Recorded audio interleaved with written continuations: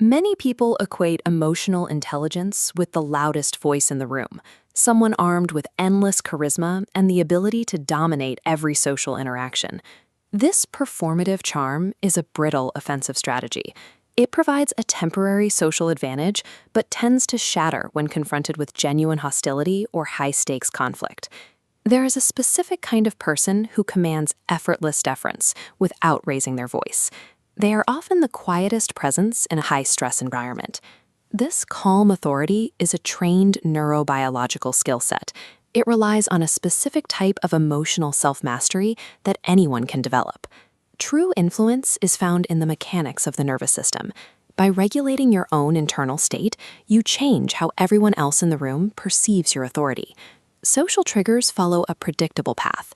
When you encounter unexpected pressure or a personal insult, your brain perceives it as a stimulus requiring immediate reaction. These 2 points collide instantly, creating a state of emotional flooding where the primitive brain takes over. High emotional intelligence is the practice of widening the gap between that stimulus and your response. It requires a deliberate 3-second pause. This provides time for the prefrontal cortex to process the situation, allowing logic to re-engage before a word is spoken. Once you have reclaimed that time, you can effectively uncouple your ego from the interaction. High EQ individuals process hostility as a mechanical leak of the other person's unmanaged stress.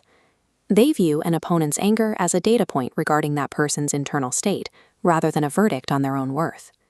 This detachment strips a provocation of its power. When you refuse to take the bait, the other person loses their ability to dictate your internal state. Stabilizing your internal world is the first step toward accurately observing the external one. This clarity allows you to read the invisible ink of a room. You begin to see the emotional currents that aren't being explicitly stated. Reading the room means analyzing what people are avoiding. You look for the topics that cause a shift in body language, or the specific emotions that go unmentioned in a conversation. This awareness makes it possible to set boundaries without creating unnecessary drama. Most people get defensive and over-explain their boundaries, which invites further argument. A regulated person simply executes the boundary with quiet, definitive action. They stop the behavior without needing to win the debate. This leads to the final behavior, controlling the baseline energy. When a room gets heated or frantic, you refuse to match that temperature. By maintaining a steady internal presence, you force the chaotic variables in the room to eventually calibrate to your stability.